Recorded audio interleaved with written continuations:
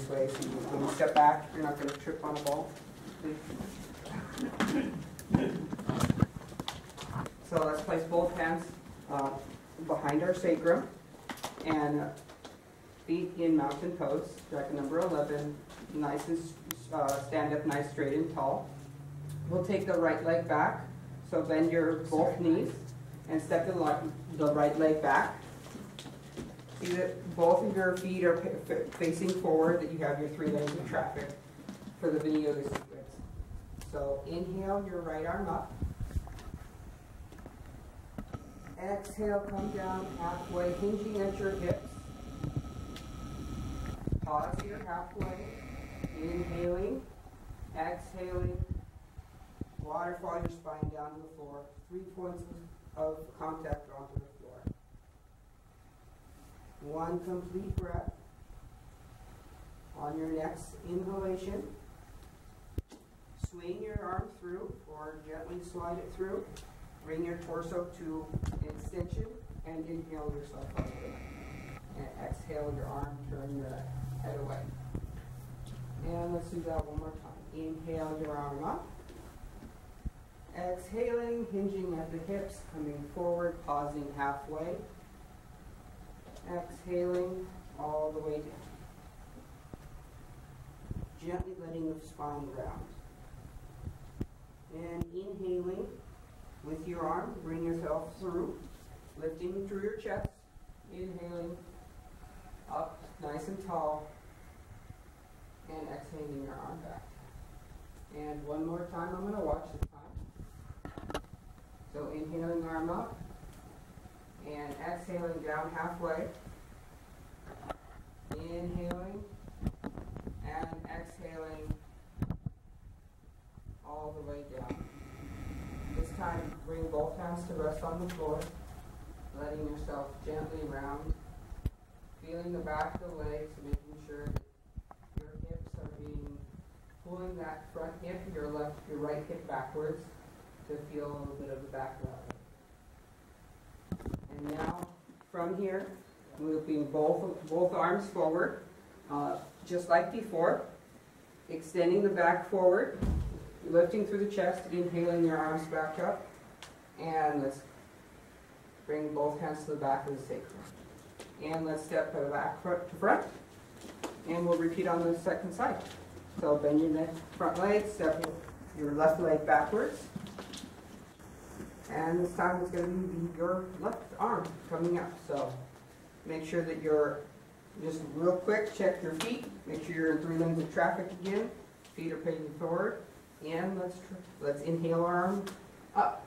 So it's going to be your left arm forward, and exhale, come down halfway, hinging at those hips, making sure you're cutting that hip back. Exhaling, bring that arm to the floor, let that spine gently elongate its way to the floor. Rest here, full complete breath. On your next inhalation, like a speed skater, swing that arm through, elongate through the sternum, lifting up all the way on your inhalation, and exhaling, turn your head away from your arm.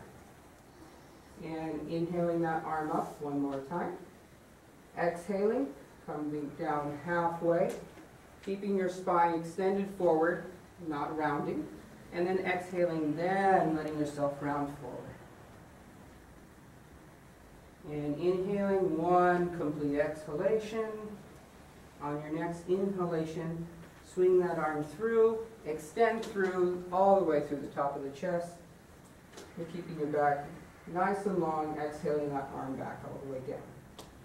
And this time I'm going to watch. And so inhale that arm up. Exhaling, hinging at the hips, come down halfway. Keep that spine nice and extended. And on exhalation, round forward. Bring both hands to the floor. Let's go to spider, yeah? Just give a little movement. So from here, let's extend our chest forward and to come to a nice extended spine, and we'll turn to your left to come to spider. So you may need to widen your stance a little bit. Make sure that you're up high enough that your back is not in flexion, but it's a nice extended back, not rounded at all. Make sure that your weight is in your heels so that you're protecting your knees.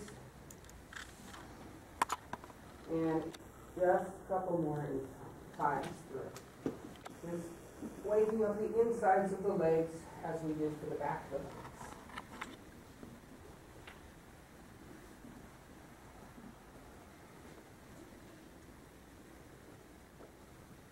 And from here, we'll just walk around your right leg. Step back foot to front. Bend your knees a lot. Extend your spine forward, arms to your side. Inhale, both arms up. And come back to the chest, hands to chest. Good job. Very nice. And that's hard because he didn't know he was going to have to do it. So it's harder to do it on the fly. Just a couple things. And again, I know that if you thought about this before, it might not be, but I would not step back with hands here because it's not natural to the human body. If I'm going to feel for the edge of a cliff, I'm going to do this as I walk. I'm not going to do this, yeah? So I want this to be the most natural step back you can so that we don't limit opposition of the arms, yeah? That's why I don't like this, because it's not natural. And most people, when they walk backwards, cannot walk in opposition. I have found this from working at Hartley Botanica in the summer. I'm shocked how many people walk back like gorillas. So let's encourage opposition. Let's encourage it. And then, what else was I going to say? Oh yeah, watch when you take your arm down that you have palm. Yeah, you were doing palm down, so it's deltoid droop. And we want to hold the chest. Yeah, did you notice that? Yeah. Also watch the word that shoulder, that leg, that whatever. That's a popular one for you. And I would suggest for all of you, when you say to come halfway forward, inhale. Exhale, you might use the word waterfall. I don't want to say round the back down because that would sort of intimate that you're actually on purpose rounded. But you're simply allowing the spine to drape over the leg and find its natural length. Does that make sense? Yeah? So that's picky because, you were just trying to get something out. So, all right, great. So now we're a little warmer, yeah? So this is what I'd like to do. And if you have a shoulder issue that precludes this, you'll just work with your partner and you won't do it. I'd like one partner to watch and the other partner to do a good downward facing dog with good shoulder wrapping. Then the person who's doing the downward facing dog do a cup and partner watch and see what changes for them. Watch if they start to buckle because this is one that you want to be able to do in your own body to teach to someone else. And particularly if you're thinking about teaching yoga with 3 people. And then practice picking up the hand. Don't put it behind your back. Because as soon as you do this, it starts to twist it. Just put it right beside you like that. And let's only do the left arm. Only the left. Okay? Good.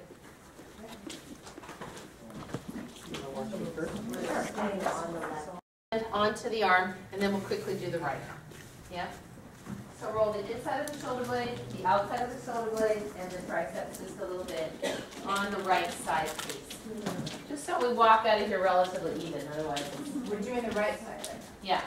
And so look and see how, make sure that you're pulling the arm across, make sure your right shoulder is down. If you want, you can take a peek at the person next to you, see if they have the ball in the right spot.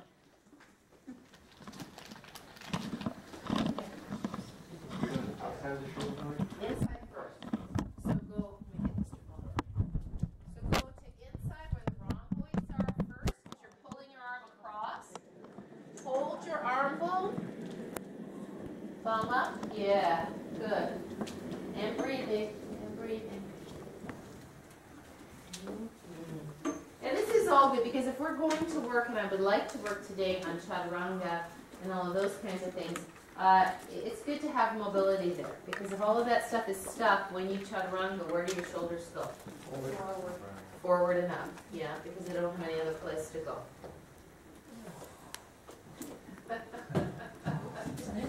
Good, huh? Do you think the right side is more sensational than the left? Yes.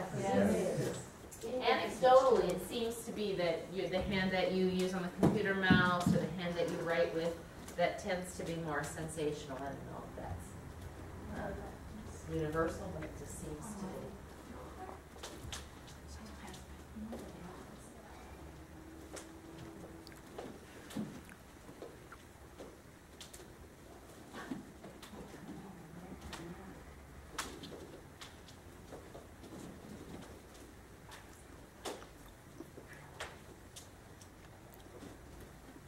So one arm downward facing dog is for yoga 3 and up only, right? We don't do that with yoga 2 because they're just learning to do downward facing dog on the floor, right? You can do one armed downward facing dog on the chair, which I do a lot. You put your hand on the chair, both hands first, pull back, then put one hand, feel the wrap, yes? And one arm wink your pony, right? Look underneath, wink your pony deluxe.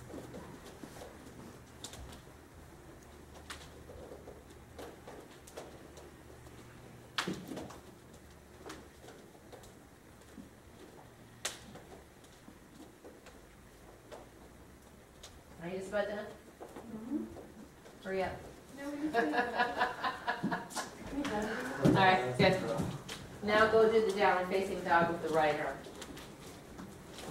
So first, 2 hands on the floor, then cup the left, then pick up the left. You want us to watch each other? Yeah, watch each other, please. Watch each other.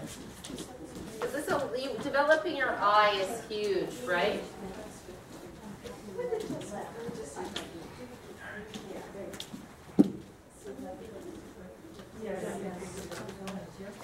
Mike, did you get a set of these papers? Yeah, I have.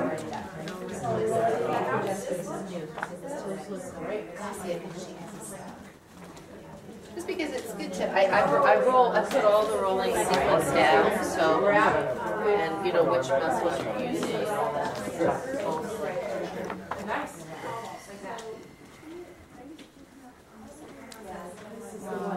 Good. Looked like it might have been just a little bit more of a struggle for you. It was more of a struggle. Now what I found was, and I don't know, as soon as I put it the first time, it's like, You started kind of lose your balance. I started to sort of work this in just a little. And then, What do you think? Good? All right. but it was more of a struggle. This is probably the other part of it. Yes, it is. It's almost like a bunch on there. Easy for me to work. Yeah. Oh, really? Yes. See, I'm working on stretching down there. Yeah, it's probably one. So, yeah, I have a little more.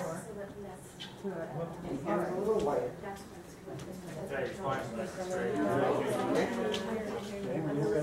Pick up the left. Right, so, Good. yes. Good. This is my strong control. Yeah. I can feel it, I want to spread my foot. Here's one. Yeah, just as you bring it down I forward. Level started, shift there, but I started slipping just a little bit. yeah, okay. That's good. That looks Yeah, good. how I point, it looks Hurting a solid. little bit. Get me Takes where like, you just fine. Takes moving around and just a little bit. Go ahead and move me where you think. It starts there. That way? Okay. Go ahead and lift your I arm. don't know. They want you to, but they're I don't know. I just Now happen to drop that shoulder a bit. And now, It's just moving. okay, good. Maybe if I stabilize here, Okay. and then you can see. So these 2 points shouldn't really change. Yeah, what's more common than that is when the hips are doing Okay, that. that feels really punchy right here in my neck. It feels weird. Right, Like so that? I would, yeah, so this here, hand down, do that, right? So can you do the other arm together? So if I'm gonna suggest how to help this, if she's doing something like that, and usually the elbow would be bent. So what I would do first is I would start to move her gently this way. So, and see how I'm doing 2 things? I don't want to just push that. One stabilizes here, and then I would stabilize here at this joint, right? And then maybe look for gliding back here. right? And now she's a little bit squishy. Actually, the problem here is that her hand is too much midline. Can you come both hands down and take this hand a little wider? So I should have caught that first. I was not really paying attention. That's not so good. See, even here, can you see how when she puts that arm up, it drives that shoulder forward? So I never like that. I like the hand straight here. So that, see how all of a sudden that creates more straightness. And so now, see, I'm reluctant to just pull on her hips without stabilizing this. I would create stability here and pull back there. So it's a little bit tricky, but you don't want to push very hard. But you're always looking so that if you push her too hard, she could tweak this, right? Does that make sense? All right, thanks. Come on down. So don't make the mistake I made. If their hands are too close or too far, look at that first. Yeah? All right. All right, let's move on. So say we've rolled all of this now. We've done some kind of vertical stretching, right? Could be wink your pony, downward facing dog, all those things. Could be you're warming up for dolphin. Could be you're warming up for no head headstand.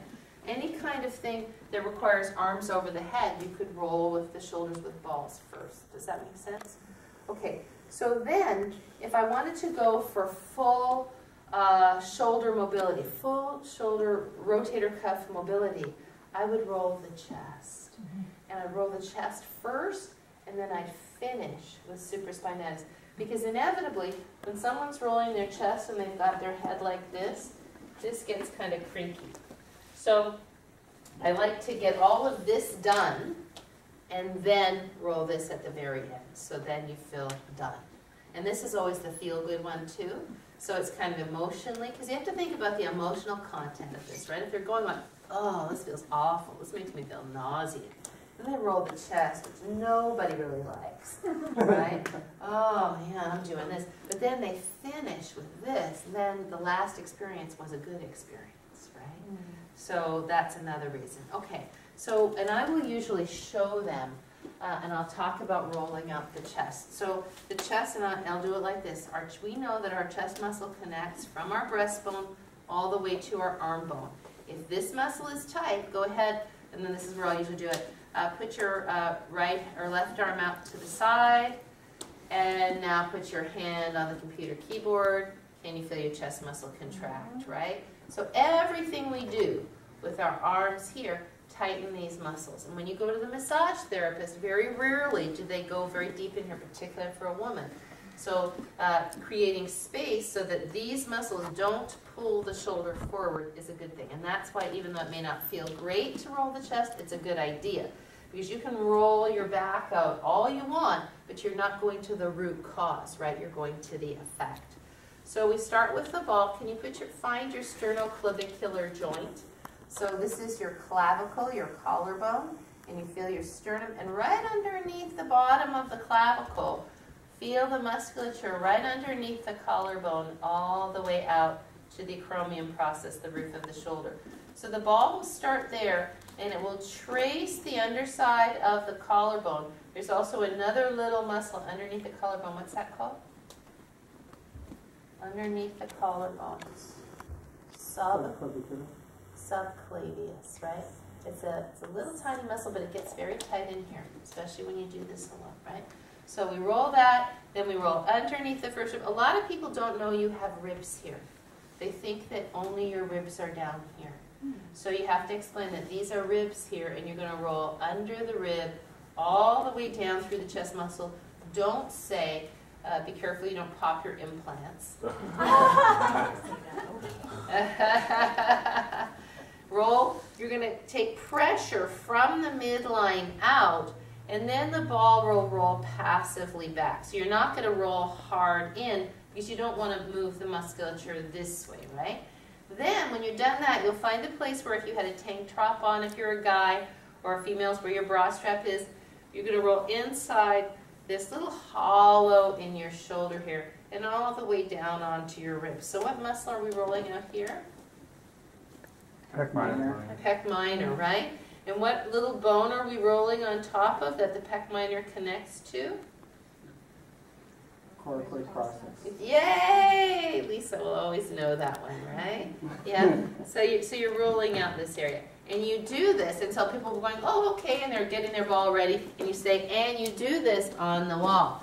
So it's important, not a lot of people will stand here with their toes to the wall, and then they're arching their backs, yeah?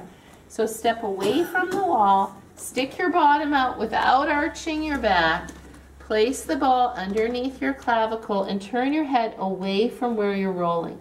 You'll probably have to move the ball with your hand numerous times. Just let the left arm hang. And we're going to press out and press out and press out. One of the common errors is for the person to turn their head toward.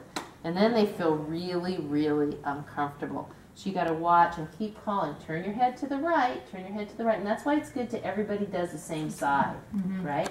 Okay, so let's partner, go place it wrong. And so let's say Karen, and here's the thing. Now someone has big breasts, as demonstrated here. They might feel like they can't, sometimes they have to put their hand on the wall because if they just lean in, it's hard to get. So sometimes the hand on the wall is better.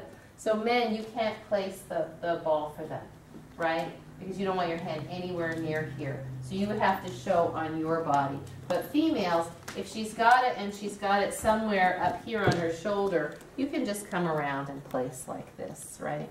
And then what I'll usually do is I'll get right in tight and I'll have my ball and I'll say roll side to side like this. Yeah? So you're kind of demonstrating for them. Alrighty? So if it's a big-breasted person, they can put their hands on the wall. Sometimes that feels better. Alright? So let's go partners. Let's roll the chest. Is there a risk? Left side. Is there a risk to breast implants? I obviously know nothing about that. I mean, is there? I think people who have breast implants know what to do. Yeah, yeah. Right, well, yeah, but even, actually if there's scar tissue, it's good to roll over it. Absolutely. We want to massage scar tissue. So all our cancer patients, we have them roll over that scar tissue on purpose. You want to massage it. Absolutely. Yeah, absolutely. Because you want blood flow to go there. Yeah. Turn your head down and right. Look at their feet. Look at their feet. Feet always first. Now you've rolled your left side. Put your ball down someplace you won't trip on it. Don't whack your neighbor. Stagger. Bend your knees. Let's take the arms up the midline. Breathe in. Exhale. Elbows forward. Chest open. Does your left side, even with this little bit of rolling, feel a little freer than the right? Yes or no? Yes. Yeah, maybe not. And so look, I don't insist that people feel something they don't feel. If they say no, then it's like, okay, I'll do it. It's an experiment, right? Everybody's an experiment of one. All right, so if that's the case, then you figure we did exactly the same thing on both sides. The only thing we changed was rolling the chest. And now you get more movement laterally of the arm, right? And why is that important in terms of injury? What can happen if the chest muscle is tight and the arm bone won't go back?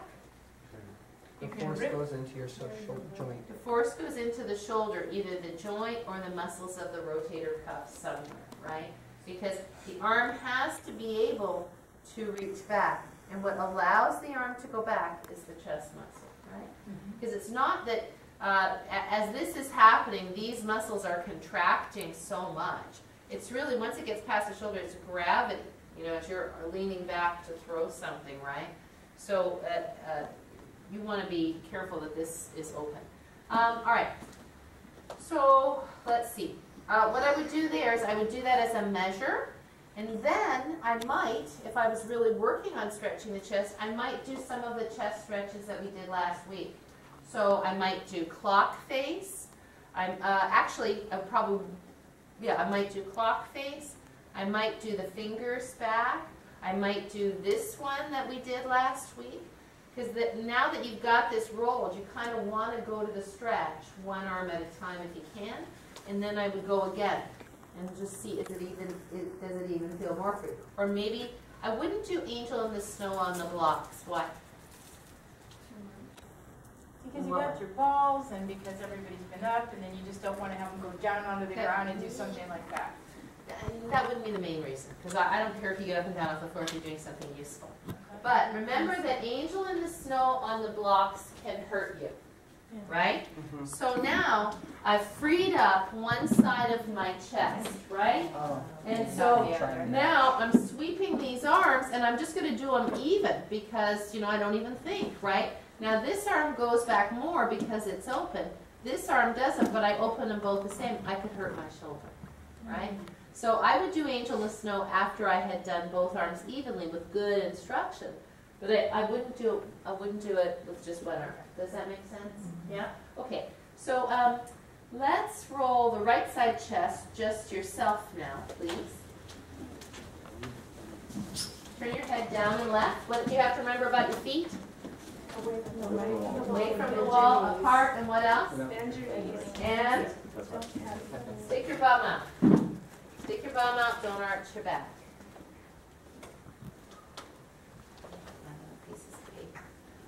And when you're pressing from the midline to the shoulder, is it an inhale or an exhale? Exhale. Exhale. Exhale, yeah.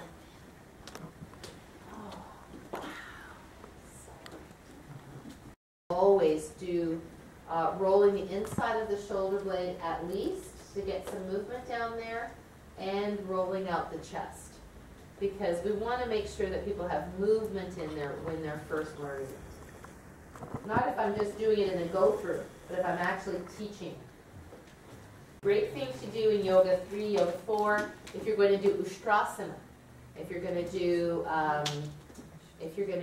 Dhanurasana, anything you're going to want that chest to expand.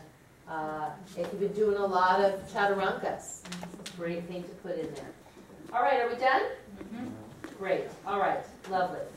So now let's go to supraspinatus. Somebody come on the skeleton and point to where the supraspinatus is, please.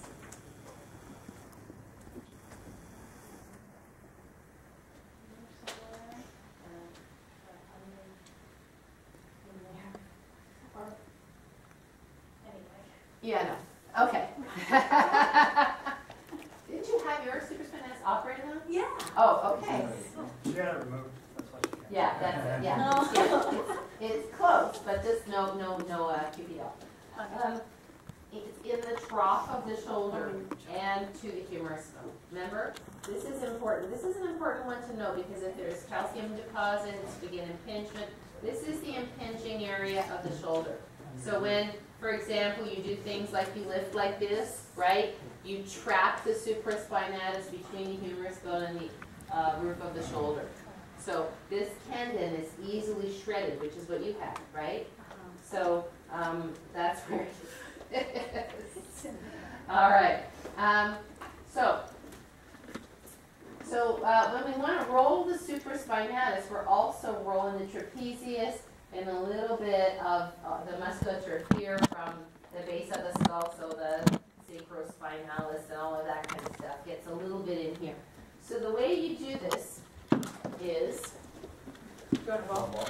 Yeah. I'm not just going to spin around. I usually say that this is a place that feels really good if somebody comes and gives you a neck rub right here.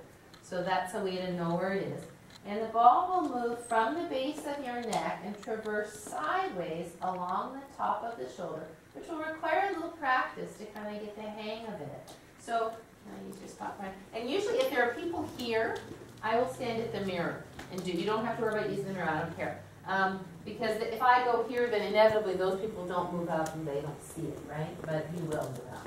So now we put the ball at the base of the neck and our belly facing the middle of the room, because a lot of people will turn like this, and then they're trying to do it like this, but that won't work. So belly facing the middle of the room, but toes pointing kind of in the direction you want to go. So it's like you're a pirate on the deck of a boat, you know, kind of moving side to side. This arm hangs, and you roll the top of the shoulder side to side. See how my shoulder is down? Because if I try to do it straight, it's kind of hard, right? But if you lean down into it, you get a little bit better stretch. This arm completely dead weight. This hand will probably have to move the ball numerous times. Sometimes I even just leave my hand here and direct the ball wherever I want it to be. So try it on yourself first, and then you can help somebody else do it. Try it on yourself first. Which side? Left, please. Thank you for asking. Feet pointing left. Bend the left knee, belly facing the center of the room. Bend the knees, lean your left shoulder lower than your right. So, Anthony, turn your more back to the wall. Yeah, there you go. The side to side action. But aren't we really doing the trapezius more than?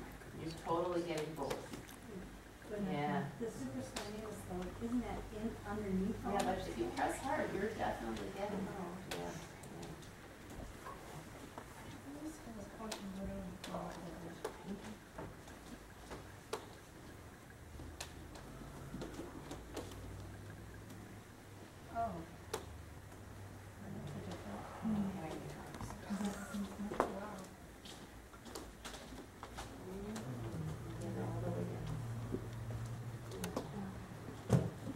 So not just up on top of the neck here, but down on the top of the shoulder blade.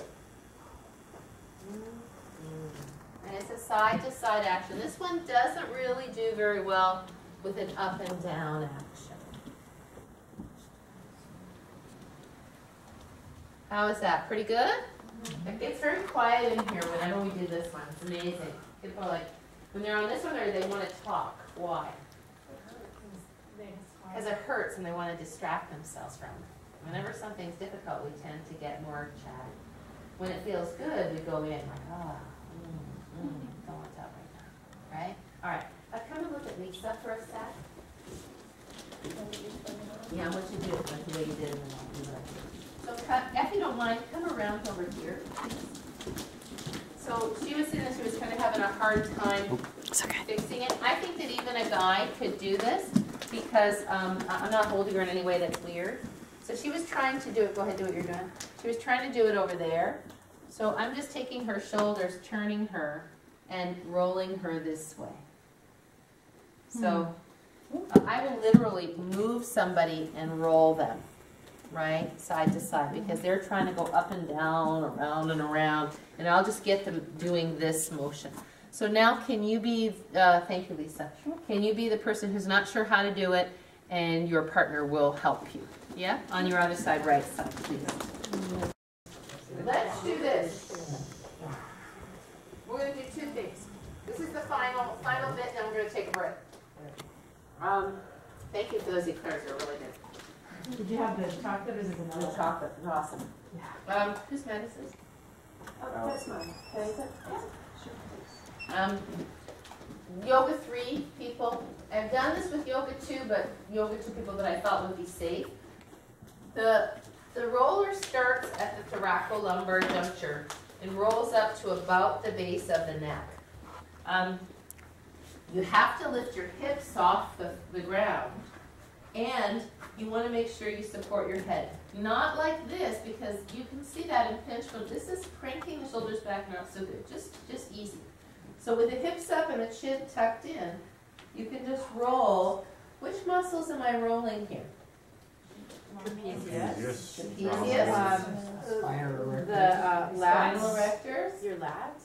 At the top of your lats? Not much of a lat, not much. Rhomboid. Rhomboids, right? So mostly trapezius, rhomboids, and all the little muscles that connect in there. So why don't we give that a try with the roller? It feels kind of good. Can you do that with the ball? We're getting there. You can see me. Mr. Boney has never been so stable. It's great. Okay, so let me turn this way. Sorry, guys. It's okay. One thing that's kind of interesting is just to put the balls at the densest part of the trapezius, and then to just get up over it and just allow. So you can kind of play with where your arms go. Yeah. Another way to do this is to lift the hips up and let the balls press in, and you can stay in one spot. Then you can move them a little bit, and here you get the broad swath of the trapezius, and you get the supraspinatus. So we'll try that. Then this is what I like to do. I put the balls on either side of the spine, and then do the same thing, but now into the rhomboids, yeah? So it's a little bit denser. If it feels too much for you, it kind of gets caught up in your shirt. That's why it's better to do on the mat, because it sticks to the mat. Or you can just place them, and oh, that's a bad placement, sorry. I guess we'd have to have people place them like this. And then just lift the head, right? So as soon as you lift the hips, it becomes more, right? I can just go like this with my head off, and I can trace the inside of the scapula, or I could put them in closer, and I could just lift my head up, and then you could pick your hips up. So let's just start putting them in the, this is going to be mostly for you. You're not going to start doing this in any regular basis teaching. Let's put in the center of the trap, if you would, and just lay there.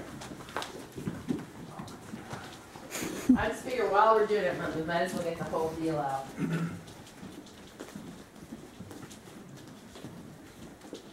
Now that you're all warmed up, this should not be terribly sensational. It should be doable. So placing them kind of a couple of inches away from your neck on either side of your spine. A couple of inches away from the neck. Yeah, and just first, just don't lift your hips up. Just be there. Just see how it is. So you want these a bit wider. Yeah, there, somewhere there. And then get up over it and roll back a bit. There you go. Yeah. So, yeah, bring your arms somewhere where they feel useful. Yeah, that's nice, Laura. What do you think? Yeah. So you can see how that might feel good just doing that.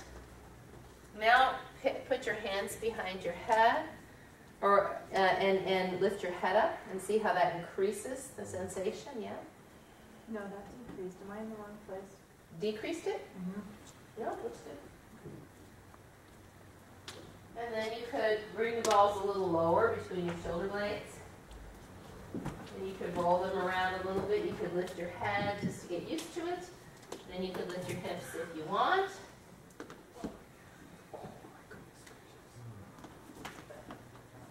And the crazy thing is, when I first found out about these balls and started to use them, when I went to the workshop with Jill Miller, who teaches this, she didn't use the wall at all. You were there. No, you weren't there the first one. All she does is do it on the floor like this.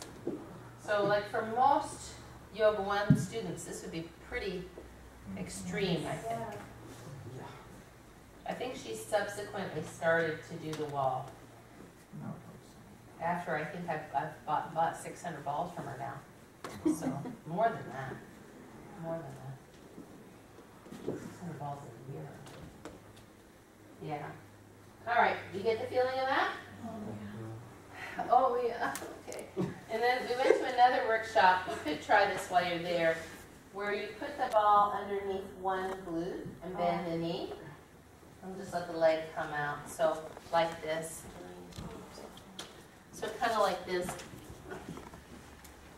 Remember Darcy? Did you do this? Yeah.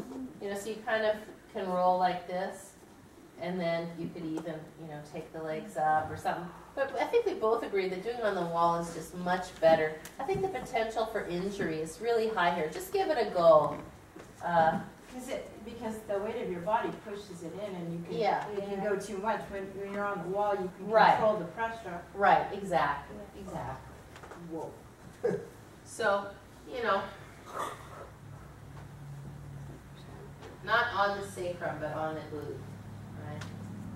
So I'm not sure how necessary that is. What do you think, Mike? It's a bit extreme, huh? Oh yeah, I'm glad for the wall. Yeah. Were you there at that workshop we went to, or was it just me and Darcy? It was just university. No, Chris. Somebody else was. Christy, did you come with us? It was Betty. In Pasadena? Yes. Yeah. And Betty. Remember, didn't we do that? Lisa, didn't we do that with us?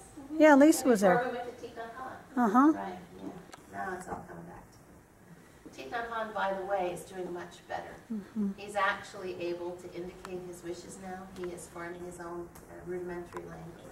And they have him beginning to walk again. He had a massive stroke in November. I mean, completely incapacitated. No sign, no recognizable anything. And now it's March, and he's Who is that? Deep Macklin. So pretty amazing, pretty amazing.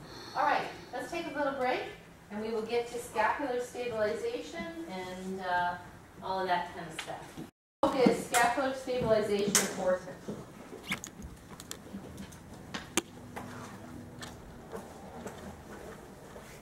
So you don't tear the rotator cuff muscles. So why in Warrior 2, I'm not going to tear my muscles in Warrior 2, but why is scapular stabilization important? Because if you don't use the muscles for your shoulder blade, you're using your neck muscles. Right? This is hanging your arms from your neck. This is resting your arms on your shoulder blades. So let's do that if you don't mind. Take the arms up, hanging from your neck. Just seated, right? You can just seat them then. Yeah? And then pulse the arms down and feel the movement of the shoulder blade. Feel how the serratus anterior pulls the shoulder blade and then the arm rests on the shoulder blade. Does that make sense? So your arm is literally, is it resting on the shoulder blade? It's resting on the muscles of the rotator cuff, to be honest. Does that make sense? It's not obviously on the shoulder blade. But we want scapular stabilization to relieve the neck, which already is usually tight and does so much, right? So in everything we do, whether it's a chaturanga or it's a lateral pose, if the arms can be held on the shoulder blades, they're not going to be held by the neck, which is different as we've talked about than this, right? Here, I want my neck muscles to be engaged. Why? To lift the scapula, and I could have my neck muscles not engaged and still have my arms up. And you're not getting the full range of motion. Right, because this range of motion always decreases this angle, right? Full range of motion will give you this glenohumeral rhythm, this bell-like action of the shoulder blade, right? Okay, so we know that. So let's do some things that stabilize the scapula easy, and let's do some things that stabilize the scapula that are more difficult. Okay, so if you don't mind, let's stand up. We're going to start with pullbacks, which are the simplest, one of the simplest scapular stabilizer chest openers, and some of the best, honestly. So it's really the action of a chaturanga without the floor, right? And this is an example of something that I might have done a little ball rolling first, you know. At least before I did this, I would have done clock face or something to free up the shoulders and something to open the chest, right? Whether it be clock face or hand walk backs or just stretching here. This one is good, so that I have some motion in there already. Okay, so let's take the hands so that the middle finger, the thumb is in line with your shoulder. The thumb is in line with your shoulder. And bring your feet into mountain. That's it. Breathe in here. Exhale, pull the elbows to the waist. Feel the muscles between your shoulder blades squeeze and feel your collarbones broaden. Now notice, is the angle of the forearm parallel to the floor, or are your hands higher than your elbows? Okay, because we want those forearms parallel to the floor. Yeah, and elbows in. Good. Reach forward, breathe in. Exhale, draw the elbows in, squeeze between the shoulder blades. Here are some common errors. Do them with me. Do it. Taking the elbows back too far. What happens to the shoulders? Right, shoulders come forward. So that's kind of an over-enthusiastic person, right? Another error is to have the hands like this with the hands up. Now what happens, or what doesn't happen? Engagement of the shoulders. Yeah. You don't get the shoulder blade engagement. So sometimes I say it's like the side rods on a train, but it's not just a movement of arms. You really want to put your mind in between your shoulder blades. Otherwise, you can just go like this, right? So as I pull my arms back, is it an exhale or an inhale? Exhale. It is. But it's a chest opener. So there's a little bit of a thing, because you're taking that action. Breathe in. Exhale. Squeeze and feel the collarbones smile open. Breathe in, reach forward. Exhale, squeeze and feel the collarbones smile. Another common error as you pull back, do it with me, is to pop the ribs, right? So we want to keep the stability. Another common error is to pull the hips forward. So if I'm doing this with people who aren't terribly proprioceptive, I might have them sit on 2 blocks on a chair to do this. What does that do? Takes the hips out, fixes the hips, right? So then you get the action just where you want it. And then if I'm doing it with people who I'd like to have a little more proprioception, I'll make sure that I talk about, now that we've got this action, notice that as you exhale, what are you doing with your belly? Pulling your belly into your spine also for stability. Does that make sense? And I like this action better than this action. Go ahead, try it. Which way do your shoulders come? Oh, Forward, right? It's too easy to do this with the hands here. I think you get a cleaner action like this, and then when you do chaturanga, it's only the hands that turn. Does that make sense? Yeah. So I think we're going to go to chaturanga right now because we're kind of in the mode and we've got everything opened up for it. So if I were going to teach, you know, in Yoga 1, we don't do chaturanga, right? Right. But we do teach chaturanga, we teach plank, and we teach chaturanga in Yoga 2. So if I were going to teach plank, I would talk about hands forward, knuckles. Go ahead and do it with me if you don't mind. Knuckles level with the shoulders. Now elevate the shoulders so this feels tight on the neck.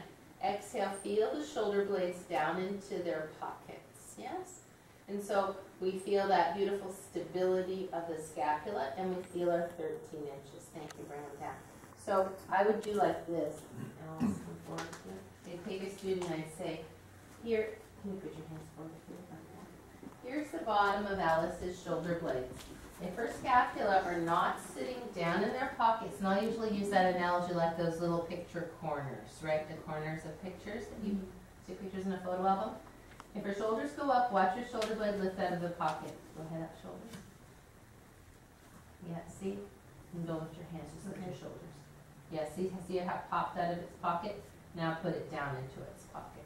So whenever we're in plank, we want to feel that. Can you pulse your shoulder blade? Yeah, just up and down a bit. So you feel where your shoulder blades need to be. Yes? Okay. And in Yoga 1, you would have primed this already. Hopefully, if you're teaching Yoga 2, you get Yoga 1 people are already primed. Because we do that action when we walk forward from Utthara Koma, right? When we walk forward from downward facing dog on the chair. It's always there. Generally, if I'm going to teach plank, I will combine it with downward facing dog in the sense that I might have done a little bit of downward facing dog and just made sure that everybody has the idea. Because when you get to plank, it feels really good to go back to downward facing dog rather than just putting your knees down, right? So then I'll demonstrate and I'll say, so coming to plank, by the way, a plank looks like this, right? It doesn't look like this, and it doesn't look like this. But the common error when we come to plank with hands right underneath shoulders and fingers spread out is either to sag, like a board you don't want from Home Depot, or to lift your hips. And where does this put my weight? Shoulders. In my shoulders, yes? So we want to stabilize our shoulders, pulling them back and down, and feeling like the chest comes through. And the only way to remember to do that is to not look down between your hands. If you look down between your hands, you're already doing this, right? So you want to look straight ahead as though you were standing up. Then step one foot back, pull the shoulders back. Step the other foot back pretty close together. Pulse your shoulders a bit so you feel that you can do this. Then on exhale, lift your hips up, press into your fingers, and downward facing dog will rest here.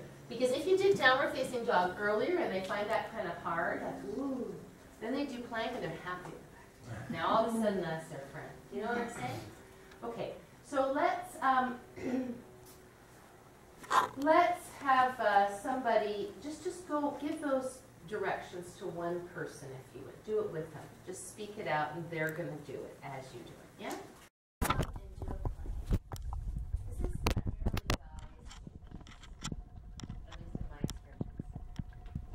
See how this is starting to go toward old cow? Sink this more. yeah, and even just down. So that kind of sinking through here. Yeah. I just put my hands here and I say, can you press up into my hands and draw it? Oh. Yes. So, The scapula should be broad, protracted, yeah? Otherwise the spine is sinking through into gravity. how did he get that sinking? Would he just bend it? He was allowing the weight of the spine to sink through. That's like cat-cow. That's why I don't like cat-cow, because that's the cow thing, the sinking, right?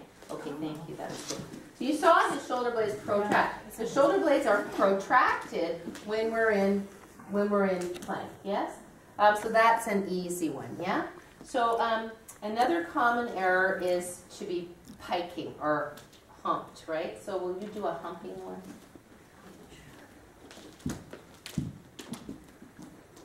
And now say a little bit less humped, because then I would say just bring it back down. And bring your hands right underneath your shoulders. I want to make 75 errors. So looking at hands underneath shoulders is good. But being kind of like this is common, right? So I'm not going to come and just push her down. But if I can, I'm going to say, let's bring the hips a little lower. And I just do like this, right? And why did I put this hand here? Stabilize, right? So I could just do that. I could say, can you bring your bum down a little bit? But that's the adjustment. Right now, if you're a woman, go ahead, Lisa. Yeah, if she's sagging like that, you know, because sometimes it just, for me anyway, I don't like to always make it like everybody has to listen to the adjustment. If I can come and do that, you know, it's kind of nice. Okay, now stick your bum up. This is pelvic dumping. Drop your pubic bone. Stick your bum up like you're getting, yeah, that's it. This is also very common, right? So if it's a female, I say, can I put my hand on your belly? I put my hand at the lowest belly, and I nutate the pelvis, right? So I've created, thank you so much, that's a long time to stay there. So I literally put my hand here, and I do that, yeah? If you're a man, you're going to have her come down and say, watch me, and make it kind of obvious. Say, it looks like your bum is sticking up a bit. Can you lift your pelvis, your pubic bone up, and take your tailbone down? You could even do this, right?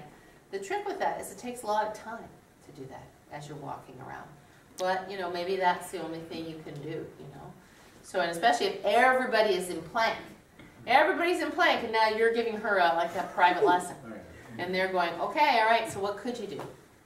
Take everybody out of plank and say, look at me. Okay, when you're tired, hips back to...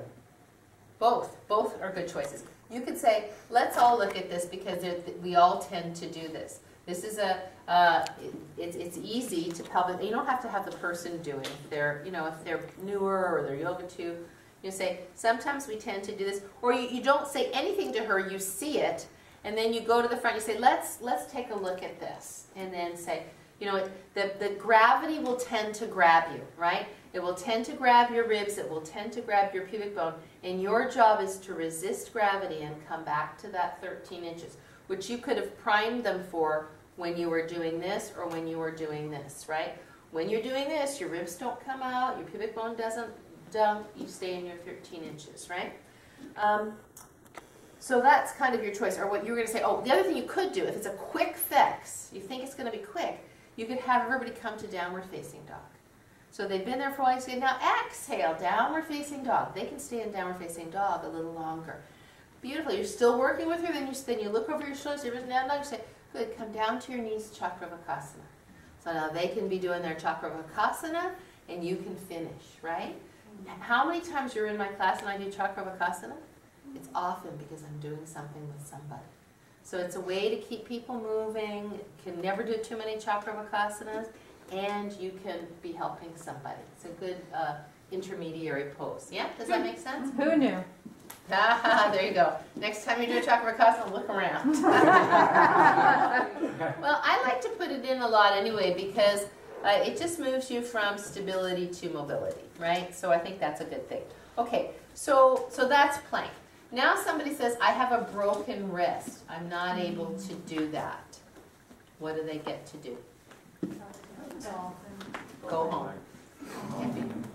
Dolphin, right? Dolphin plank. So then, if you're already in it, and somebody tells you, because sometimes they don't tell you, oh, I have a sore wrist. then you say, well, hang on a second and I'll come to you, right? And then you could even have the whole group do dolphin plank, and you could go over the same idea. Let's take the forearms up, have the upper arms perpendicular to the floor. This is another way to do plank. The same principles apply, only now you're not on your wrists. Elevate your shoulders, that's where you don't want them to be.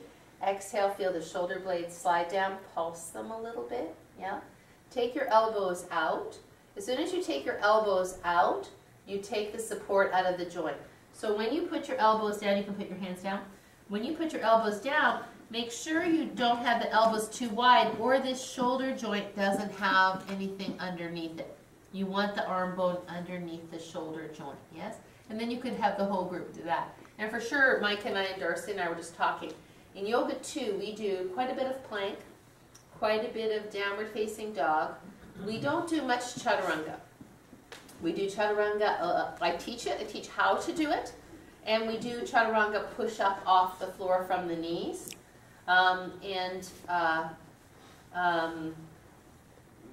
That's about all. And we do dolphin. And we do dolphin plank because they're getting lots of good bone building. Like Mike said, 90% of the benefit of chaturanga is the plank part anyway.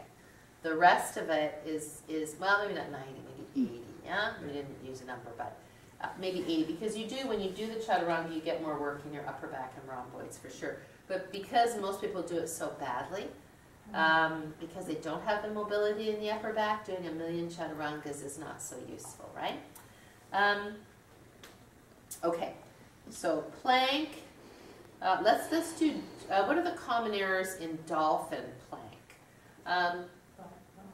Elbows too wide. Knees not, or feet not parallel and on the edges of their mat. Right, feet too close together. Well, your feet in dolphin plank are in Tadasana. So, oh, dolphin plank. Dolphin plank. I was thinking dolphin. Dolphin, Sorry. yeah. I'm going to get to dolphin and inverted sphinx, which we haven't gone to yet. We're just talking about the plank, yeah? And the common thing is to drop the head and hoist the shoulders. So that thing is nice there, the pull back of the shoulders, and then the same things apply. In sphinx plank, we have the forearms parallel, and the feet go a little wider, so you have a wider base of support. Why? More stability, because when your shoulders are like this, it's a less comfortable position than this. This is much more stable because the arm bone is nicely, as soon as you do this, it's not the same position in the shoulder socket as this, right? It starts to rotate the bone this way. And then your job is to keep rotating the bone out. Even in dolphin, if you're not careful, just like in downward facing dog, it would be possible to rotate in. Do you see those shoulders rotating in? Mm-hmm. So I have to pin the elbows and actively rotate out, yes? And bend the knees. Very calm, well, this is, I want to do dolphin in a sec. I want to stay with the planks and the chaturangas for now.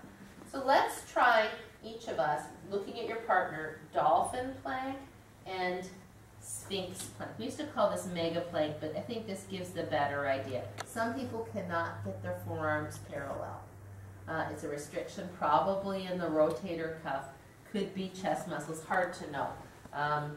But you'll see people who are like this, and that's the best they can do.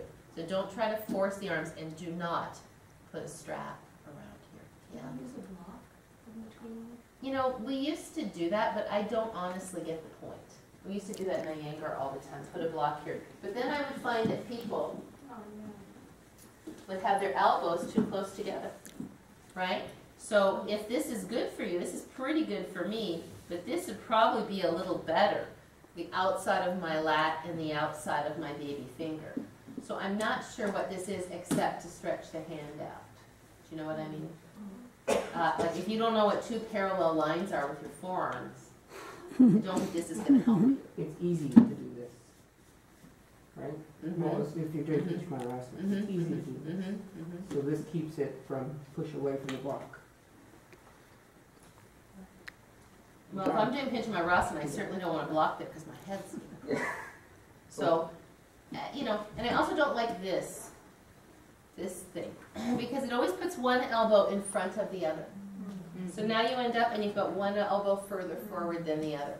So, I mean, I think that we can, without having to go like this, because it's just sort of a, it doesn't, you know, it's all right, but just make sure if you do it that you're not ending up, see how my right elbow is further forward than my left?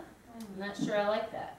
So, I mean, just place your elbows underneath your shoulders and see your forearms parallel, right? Then walk the feet back, and if I'm going to teach this, I say look and see, look where your foot is, and then this is yoga 3. This is not yoga 2. Yoga 2 is dolphin plank, and then pulse the shoulder blades. Yeah? Can we do dolphin plank and sphinx plank?